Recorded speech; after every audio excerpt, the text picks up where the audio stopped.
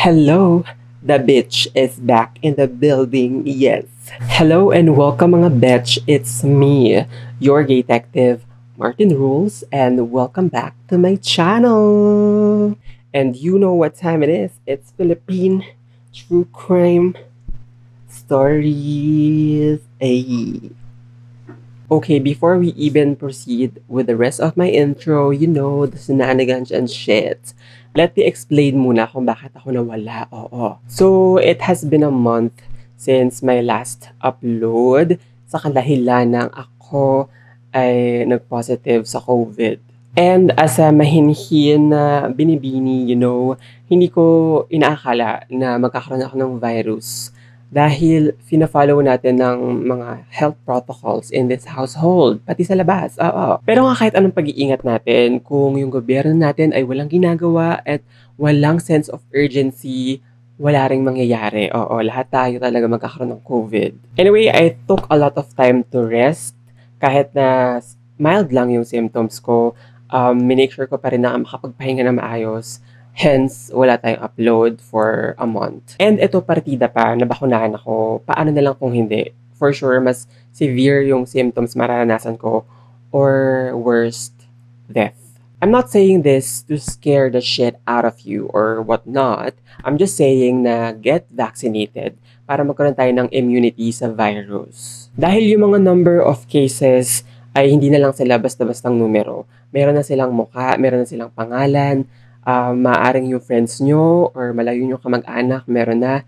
At baka kayo rin, hindi nyo alam hindi kayo aware na nag-positive na pala kayo. Yung social media right now ay isang malaking obituary dahil sa mga candles and black profile pictures dahil sa dami ng deaths. Kaya hindi ko mag-gets yung mga hindi naniniwala sa COVID at hindi nagpapabakuna dahil, alam mo yun, kalat na sa paligid yung mga namamatay, may mga healthcare workers na namamatay, may mga health professionals na nagsabi na totoo to. So, what the fuck? Basta, hindi ko talaga sila maintindihan kung bakit ayaw nila ng vaccine at hindi sila naniniwala nag-exist or totoo yung COVID. Like, kaya naman, please get vaccinated and register to vote. Exercise your rights. Yes. Dahil, sa pagkakalam ko, in-extend ni Comelec yung pagrehistro. Also, maraming salamat pala sa mga nangamusta at nangalampag sa akin. Bakit wala pa raw akong uploads? Oo, maraming salamat sa inyo. Yes. Kayo naman, kamusta kayo lahat? I hope you guys, girls, and my non-binary friends are safe and healthy. Kung bago kayo sa aking channel, hello, my name is Martin. And tuwing Thursday, gumagawa ako ng video tungkol sa totoong krimen o misteryo na nangyari sa Pilipinas habang nag-makeup. Kaya naman, kung interesado ka sa ganitong klaseng contents, I highly suggest na mag-subscribe ka na sa aking channel for more contents like this. Huwag mo rin kalimutan na i-click yung bell button para naman makalembang ka pag meron tayong bagong uploads. And lastly, if you have any questions tungkol sa topic natin for today or sa mga makeup na i-apply ko, huwag kayong mahiya na magtanong sa comment section below. Okay, so last time, pinag-usapan natin yung unsolved murder ni Ramjen Revilla. And today naman, we are going to talk about some of the victims of human rights violation during the presidency of Ferdinand Marcos under martial law. Notice I used the word some dahil sobrang daming atrocities ang nangyari during the regime of Marcos and we can't cover them all. Yung mga story ng mga biktima that I'm going to share with you today are the ones available to me during my research. Okay, let's start. Babala. Ang mga susunod na imahe, istorya at description ay maaari makapagdulot ng takot. Huwag magpatuloy kung kinakailangan. Sobrang timely nito dahil noong September 1972, same month, different year, Marcos declared martial law. I did not say the exact date dahil maraming sasabi na September 23 daw at hindi 21 and the other way around. Ayon sa mga historian, although Marcos signed the Proclamation number 1081, September 21, 1972, hindi daw ito nag-take effect agad. At actually, September 23 daw nag-take effect yung proclamation na ito. After an alleged ambush sa convoy ni Enrile sa Wakwak Subdivision noong September 22, which Enrile later revealed noong 1986 na it was staged by Marcos.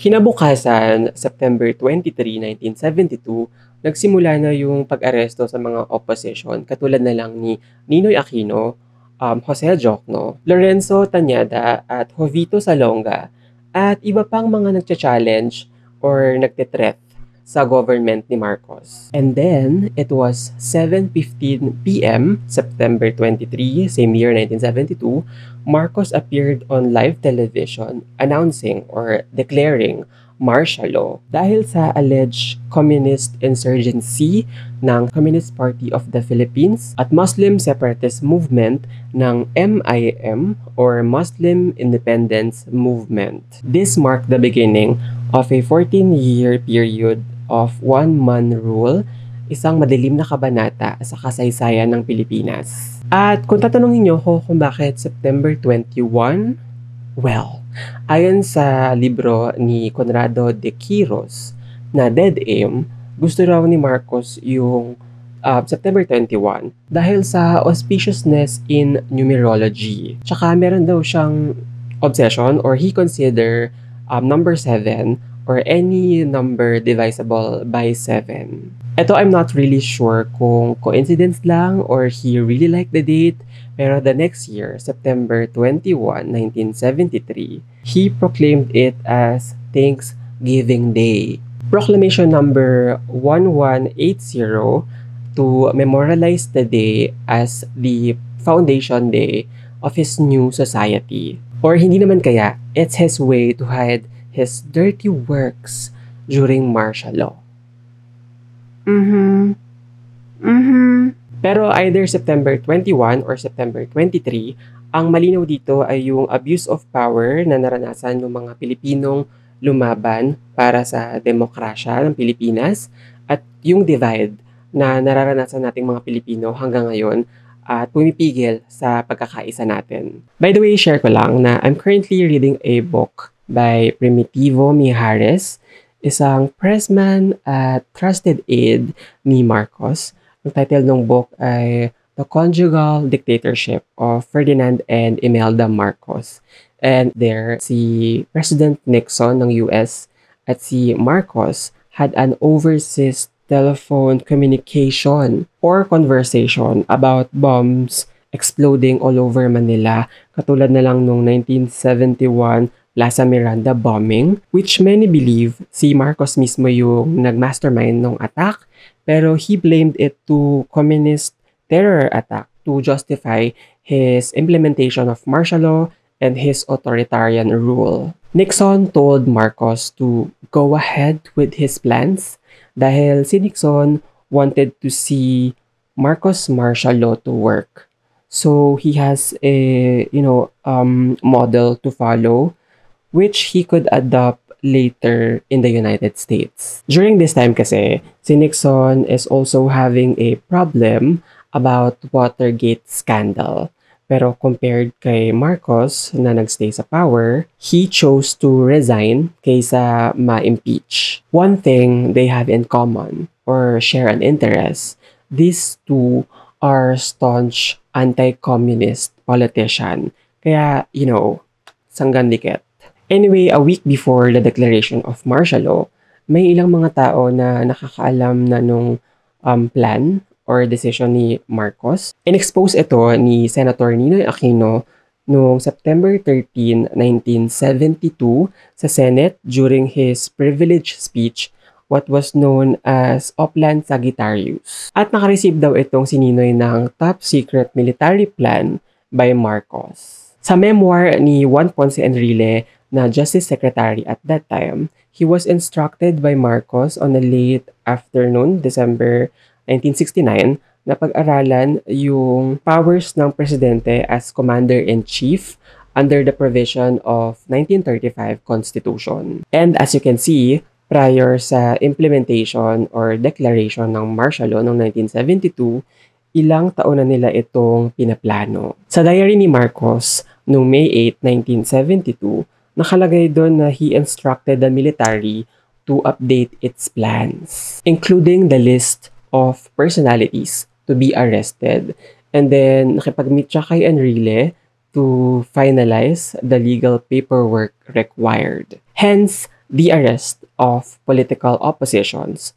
Pati na rin yung mga other threats like the media, katulad na lang ni Joaquin Roses, Teodoro Locsin Jr., Maximo Soliven, Amando Doronila, and more. At sa 400 personalities targeted for arrest, 100 sa kanila were detained at Camp Crame. Maraming radio and television stations ang shutdown ng military in full combat gears. Pati na rin yung other privately owned newspapers, magazines, and other media communications shutdown. Basically, there is no press freedom dahil he controlled the flow of informations for the citizens. At in order niya to sequester the facilities of ABS-CBN broadcasting corporations, pati na rin yung mga associated broadcasting corporations. Katulad na lang ng mga radio stations na DZMT, DZTM, at DZWS. Yung mga sister radio stations sa Davao City, Cebu City, Lawag City, and Dagupan City. Pati na rin yung Channel 5 at yung sister TV stations sa Davao and Cebu City. Nilink ni Marcos itong mga networks na ito to a conspiracy with Communist Party.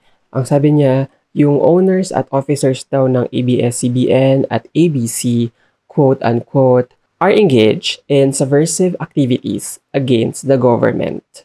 However, merong mga pinayagan to operate na minamanage ng mga cronies ni Marcos para, he can use it as a tool for his propaganda. Katulad na lang nung Banahaw Broadcasting Corporation or BBC na pagmamayari nung crony ni Marcos na si Roberto Benedicto took over ABS-CBN. Yung National Media Production Center naman or NMPC under information took over Channel 4 na naging official TV station ng government. The Canlaon Broadcasting System naman or KBS na isa pang pagmamayari ni Benedicto na TV station took over provincial station at para magpakalat ng Peace and Order campaign.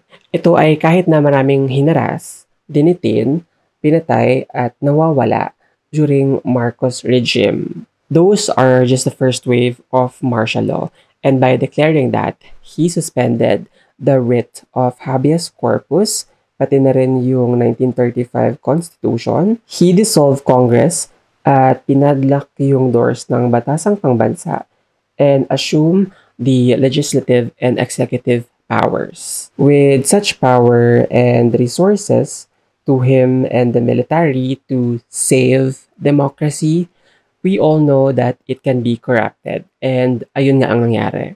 Beyond the lights and glamour of censored television and broadcasting lies a dark face of martial law. They were able to commit numbers of human rights violations towards the dissenters, activists, communists, oppositions, and Muslims. Basically, anyone na against sa government niya may consequences na nakakatapat. Katulad na lang ni Senator Ramon Mitra na inilagay sa solitary confinement for about 100 days with nobody to talk to. Gigisingin siya ng 1 a.m., dadalhin siya sa labas ng kanyang selda at ipaparinig sa kanya yung mga putok ng barel. Pagkatapos, ibabalik ulit siya sa kanyang selda. This kind of psychological torture, katulad ng pag-isolate at paggamit ng force, ay para mag-instill ng takot at to shake one's principle. Si Jose Jokno at Ninoy Aquino naman, as unang inaresto nung napatupad yung martial law, ay dinitain at nung ika-5th month nila, nilagyan sila ng blindfold at inilipat sila sa may Fort Magsaysay sa Laor, Nueva Ecija. At doon, nagpatuloy ang kanilang incarceration. Pero it got me thinking na kung they were able to do this sa mga nakaupo sa pwesto, sa mga mayayaman, paano na lang yung mga aktivista, yung mga estudyante, at saka yung mga walang kapangyarihang sibilyan na merong hinaing sa rehimen ni Marcos. Well, marami sa kanila ang inaresto ng walang warrant, detained illegally, and subjected under extreme physical torture. At yung cases ng torture at illegal detention ay nangyari sa mga undisclosed safe house and military camps. Palipat-lipat sila from Camp Emilio Aguinaldo, Camp Bagong Diwa, Camp Crame, at Fort Bonifacio. Si Roland Simbulan, former faculty regent ng UP at organizer sa Kabataang Makabayan sa Ateneo de Manila High School, described yung pag-torture at pag-detain sa kanya sa mga military camps. Ang sabi niya, he was a student in UP nung suddenly inaresto siya at blindfold nung constabulary security unit. Pinusasan daw siya at pagkatapos sinabit sa wall at ginawang punching bag.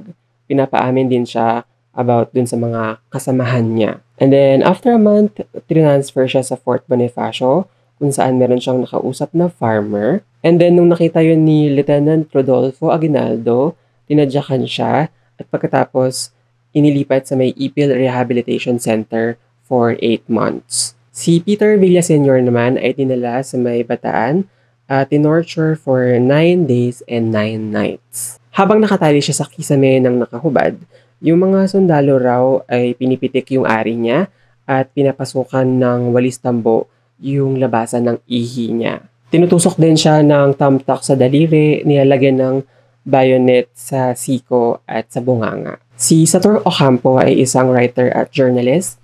He was brought into a safe house ng nakatali at may blindfold. Pagkatapos yung mga sundalo, tinapunan siya ng soft drinks, sabay kinuryente siya. Yung utong at ari niya ay pinaso and he was forced to eat manure, aka organic fertilizer composed of animal feces, dahil kung hindi, puputulin yung ari niya o hindi naman kaya papatayin siya. Si Eta Rosales naman ay isang guro sa Jose Rizal College at dinala raw siya sa isang safe house sa Pasig kung saan siya tinorture. Hubot-hubad siyang kinuryente, sinakal at pinaso ng kandila. She also suffered Russian roulette. Tumigil lang yung mga torturer when she pretended to be dying. Ito nakakaloka kasi yung isa sa mga torturer niya na si Lieutenant Rodolfo Aguinaldo even became her colleague sa House of Representatives. By the way, yung Rodolfo Aguinaldo na yan ay isang psycho dahil he placed 10 detainees sa isang maliit na kulungan with only a thin can para ihian nila. And actually, yung isa sa mga detainees na yon ay pregnant at nagkaroon ng respiratory infection na kumalat sa iba pang detainees dun sa area. Anyway, si Hilda Narciso naman was placed in a small room kung saan siya ginahasa. Pinapakain siya ng bulate at bulok na isda. And may time pa na after niyang makatulog, ginigising siya para torturein ulit. Si Faye Mangahas ay isang historian sa University of the East. Inaresto naman siya along with her husband na si Robert, isang poet. She was detained for 1 night pero yung asawa niya was held captive for 19 months. And sa isang araw niyang na-detained, dinescribe niya yung Camp Aguinaldo as yung mga tao doon parang mga naglalakad na zombie. And meron silang tinatawag doon sa lugar na yon na White House, kung saan naririnig nila yung mga babaeng ginagahasa or minomolest siya. Si Judy Tagiwalo ay isang student activist at community organizer at that time. Dinala raw siya sa military office sa Iloilo, pinaghubad at winater torture. And pinipilit siya ng sundalo na paupuin dun sa bloke ng yelo, pero lumaban siya. And she felt lucky na hindi siya ginahasa. Ito yung maliit na kwento ng mga biktimang nakasurvive. Makikita na systemic or premeditated yung violation sa kanila. Way ito nung rehimen ni Marcos to dehumanize and break their spirit sa pagcha-challenge nila sa pamumuno niya. Dahil alam naman natin na ang pag-torture ay ginagamit para mag-extract ng information or confession dun sa mga taong suspected nilang kasali or involved sa rebellion to overthrow the government. And with that, the victim will implicate somebody para itigil na yung pag-torture sa kanila. The thing is, itong mga taong pinahirapan nila at binigyan ng physical and mental trauma ay hindi mga rebelde. They are simple citizens at mga aktivistang may nakikitang mali sa sistema at kumakampanya for political and social change. Pero during martial law or Marcos time, if you are suspected na member ng Communist Party of the Philippines, you will be tortured and here are the techniques na ginagawa nila. Electric shock na ginagamit sa are at daliri ng biktima. Truth serum administered sa V. Luna General Hospital to make the victim talk like drunk. Russian roulette, ito isa pa sa mga favorite nilang pang torture or pang terrify sa mga victims dahil lalagyan ng mga sundalo yung revolver ng isang bullet at itututok nila sa ulo mo at ipupul nila yung trigger hanggang sa umamin ka. Water torture, binubuhusan or ginigripuhan yung mga biktima sa bibig habang sinisikmuraan sila or binubugbog sa ibang parte ng katawan. Flat iron and cigar burns. I assume alam nyo na ito dahil lahat ng victims ay dumadaan sa torture na ito dahil ang patriotism does not choose any gender. Meron pa actually katulad ng pambubugbog, paghampas ng rifle butts, pananakal using hands, wire, or steel bar, at pagtrato sa mga biktima na parang hayop. We're lucky to hear these stories told by those who survived. Pero karamihan sa kanila did not live to tell their tales. Some of the political detainees never came home and disappeared without a trace. Katulad nilang ni Emmanuel I. Alvarez na 27 years old, student organizer na inabduct sa Cavite noong 1976. Si Albert R. Enriquez, 22 years old, student activist, inabduct noong 1985 habang pauwi sa Lucena. Si Maria Leticia P. Ladlad, 25 years old, isang student community organizer at campus writer ay nawala noong 1975 sa Tacloban. Si Hermon C. Lagman, isang 32-year-old activist at human rights lawyer, inabduct sa Bagong Bantay, Quezon City noong 1977. Si Mariano Lopez, 24-year-old student organizer na inaresto sa Isabela noong 1974. 24-year-old na student organizer and campus journalist na si Rodelio Z. Manawag, huling nakita sa UP Los Baños noong 1984. Si Manuel F. Ontong, isang 29-year-old artist, dinakip siya ng mga civilian agents sa Philippine General Hospital noong 1975. 48-year-old na si Florencio S. Pesqueza, na isang sugar farm worker na inabduct sa Alabang, Muntinlupa noong 1979. And the list goes on. Siguro yung pinaka-napabalitahang disappearance ay yung propaganda man ni Marcos na si Primitivo Mijares. Nag-testify siya against Marcos' graft, corruption, and repression sa US Congress at nag-publish ng book na The Conjugal Dictatorship of Ferdinand and Imelda Marcos na nagpo-provide ng inside information tungkol sa dictatorship ni Ferdinand Marcos. Kaya naman I highly recommend na basahin nyo yun. So anong nangyari? He was on his way to Manila and after that he disappeared and was never seen again. Pagkatapos mawala ni Primitivo Mijares, yung anak niya naman na si Boyet Mijares, 16 years old, was found in a dump outside Manila noong 1977. Ang sabi, yung body daw ni Boyet was thrown out by a military helicopter at sa sobrang torture, yung face niya was unrecognizable. Merong bullet holes sa dibdib niya, multiple stab wounds, tinanggal din yung mata niya, basag yung bungo, even his genitals were violently disfigured. All this just because his father wrote a book revealing the true colors of the Marcoses. Sa dami ng pinatay sa rehime ni Marcos, we can't cover them all, but here are some of the victims. Si Leliosa Hilaw, isang estudyante at writer sa pamantasang lungsod ng Maynila, inaresto siya noong 1973. She was sexually molested and died in Camp Crame under the custody of constabulary. The military claimed na she committed suicide by drinking muriatic acid. Pero nung sinagawa yung autopsy, napag-alaman na ginawang ashtray yung bunganga niya. They cut her up with a saw up to her vagina. They also cut her head. Tinanggal nila yung utak at lamang loob, tore them into pieces, and sinok nila sa muriatic acid at nilagay sa container at dinala yon sa burol niya. During her funeral, there was a heavy presence of military, katulad na lang nung libing ni Baby River. Remember? Si Liliosa ay 23 years old at unang case of death under the detention of martial law. Si Noel Querudo o Cerudo Tierra naman ay miyembro ng Samahang Demokratikong Kabataan at UP Nationalist Corps. Poet and community organizer din siya sa farm sa Quezon Province at slums sa Quezon City. Dahil dito, ilang beses na siya inaresto, pero yung last na detention niya ay sa Camp in Quezon, kung saan tinorture siya for 2 weeks at pinagparade sa mga baryo habang may buhat ng sako ng bigas. And then after that, natagpuan yung katawan niya na tinapon sa may basketball court. He was 21 years old. Si William Vincent Bill Beg naman ay isang Filipino-American seminarian na member ng UP Lipunang Pangkasaysayan. Inaresto siya during martial law dahil sa participation niya sa underground movement in Ateneo. He left UP and joined New People's Army noong 1974 at noong 1975 naman nahuli siya ng mga militar sa Isabela. Sinaksak siya ng 17 beses, 11 gunshot wounds, broken rib cage, and smashed hands. He was 24 years old.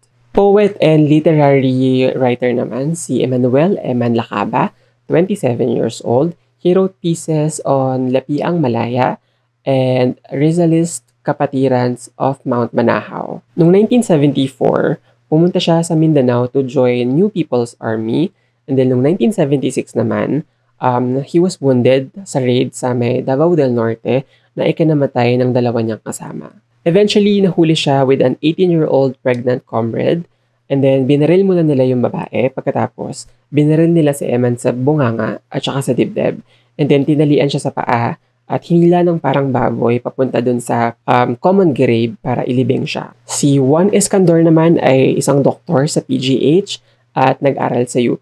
He organized protest in Sorsogon and joined New People's Army. Noong 1983, the military claimed na napatay nila ito during the encounter sa may Bohol Street and Bayudan Street sa Quezon City. Pero ang nakakapagtaka, yung mga residente doon ang sabi, wala silang narinig na putukan during that day. Huling nakita itong si Juan with Yolanda Gordula na nawala na lang bigla. Nung in-exhumed yung body niya at nire-autopsied after niya ilibing, they found out na binaril siya ng close range at hindi sa shootout.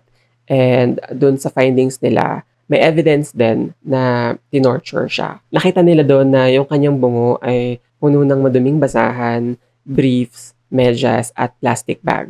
Yung brain and other organs niya were placed inside his stomach and nawawala rin yung kanyang isang mata. Durog yung mga buto niya sa kanyang katawan at puno ng black marks yung body niya, signs of hematoma. Si Edgar Jobson naman ay isang activist from Ateneo de Manila who led demonstrations against Marcos during the first quarter storm. Actually, nakipag-negotiate pa siya kay Marcos sa Malacanang at the height of the siege of Menjola noong January 30, 1970. And then he asked Marcos to sign yung kasunduan na hindi na ito tatakbo for third term. Marcos replied, and I quote, "Who are you to tell me what to do? You're only son of a grocer."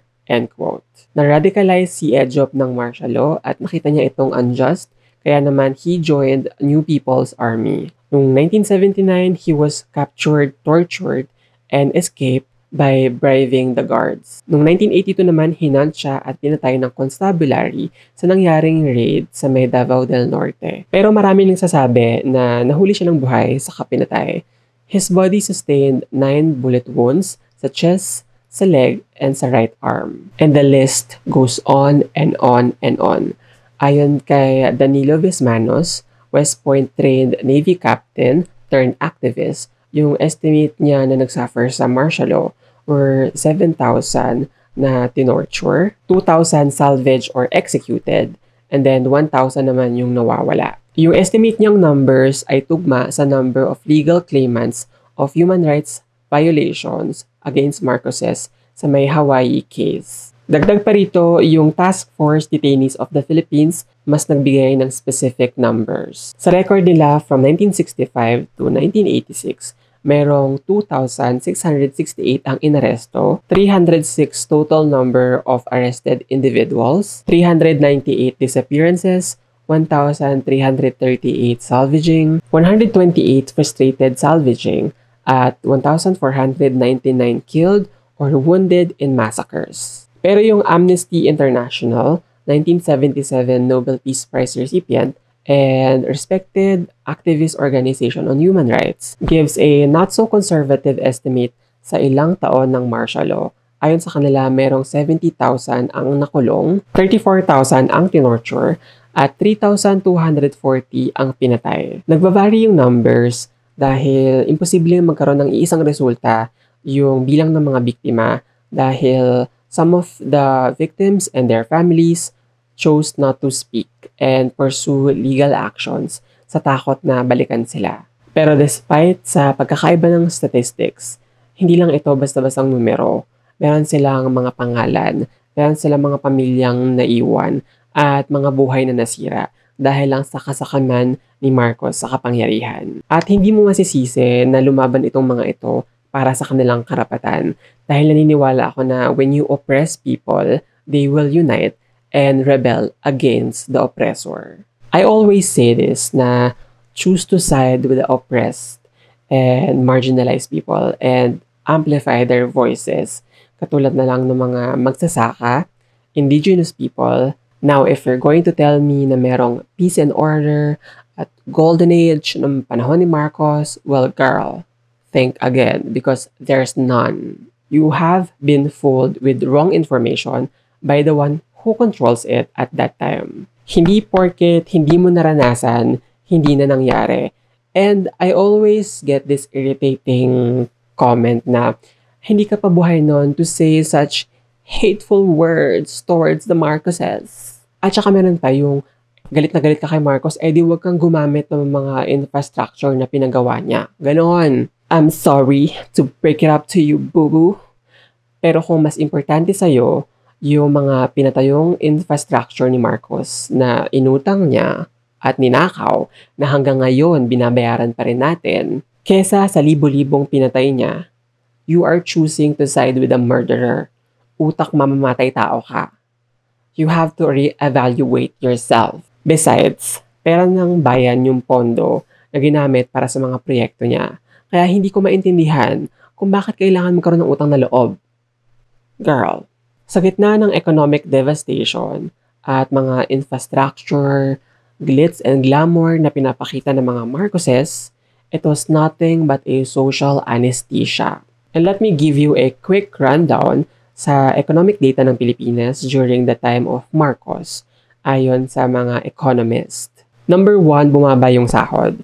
So, for example, yung kinikita ng mga magsasaka noong 1962 ay 100 pesos, naging 70 pesos na lang noong 1986. Yung mga unskilled worker na kumikita ng 100 pesos noong 1962, 26 pesos na lang noong 1986. Pati yung mga skilled worker na kumikita ng 100 pesos noong 1962, 28 pesos na lang noong 1986. Number 2, mas humirap yung mga Pilipino nung Marcos era. 41% ng mga Pilipino ay mahirap, pero noong 1985, naging 58% ito at lalong naging lugmok sa kahirapan yung mga kababayan natin.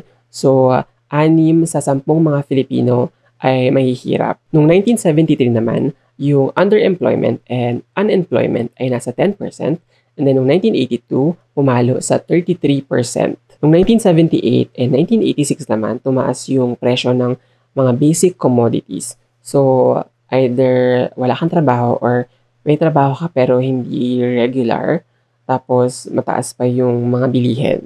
So, yun yung panahon ni Marcos. Number 3, ang daming utang ng Pilipinas. Noong 1965, yung Philippine Foreign Currency Loan ay nasa $600. Noong 1986 naman, naging $26 billion ito at pumalo ng 4,300% increase. Okay lang naman yung utang kung yung foreign export ng bansa ay lumalaki rin at the same rate. Pero hindi. Also, before you come for me and call me names and call me Dilawan and brought up the atrocities the Aquinos did, guess what, Mini? Guess what? I don't worship any politician or any political families, and that's on period. Injustice is injustice, at kailangan i-condemn at i-hold accountable itong mga naghaharing uri na ito sa ginawa nilang mga atrocities. Hindi dapat ito tinatrato na black and white at tinitingnan na kung sinong mas maraming kasalanan na nagawa. And lastly, tigilan na natin yung pag-idolize, pag-worship, at pag-praise dito sa mga politicians na ito. Tumakbo sila sa pwesto na yan para maglingkod sa bayan, hindi para gawing celebrity at sambahin. Ugaliin nating i-practice yung critical thinking. Alam mo yun, mag-dissent, mag-oppose, mag-protest. Kung mayroon tayong nakikitang mali na ginagawa ng mga inelect nating politicians, kasi doon magkakaroon ng compromise, right? Anyway, I think walang military or constabulary ang nakulong na nag-commit or responsible sa human rights violation sa libo-libong mga Pilipino. Even Marcos was never tried dahil he fled the country at nag-exile sa Hawaii with the protection of United States. Although nakumpiska ng gobyerno yung ilang ill-gotten wealth ng mga Marcoses at guilty of 7 counts of graft, si Imelda Marcos. And no, this look is not inspired of her because she's not on my level. Okay? Anyway, she was never jailed. Yung dictatorship ni Marcos brought us shame at maraming student leaders, intellectuals, academe ang pinaslang na marami pa sanang opportunities na nag-iintay para sa kanila. At kung hindi natin ito sasariwain, pag-uusapan, mauulit at mauulit lang ito na mararanasan ng mga susunod na henerasyon. Instead na bigyan ng plataforma yung anak ng diktador, I'm looking at you, Tony. Bakit hindi natin bigyang pansin, ipalaganap, yung mga naranasan ng mga biktima during martial law? Or much better, bakit hindi natin interviewin yung mga survivor ng martial law para malaman talaga natin yung kalupitan ni Marcos during that time? With that, I say, never again and no to historical distortion. So that is the crimes against humanity during martial law. Let me know your thoughts in the comments below. Mag-usap tayo, and hopefully handa kayo at registered para bumoto next year. And please lang, alamin natin, usisahain natin yung mga politiko na ito, ano ba yung mga agenda nila. At kung pwede tayo mag-background check, why not? Gawin natin yan para lang ma-make sure na tama yung iboboto natin. Thank you so much for watching. As always, please keep safe and healthy. And I'll see you guys on my next video. Bye!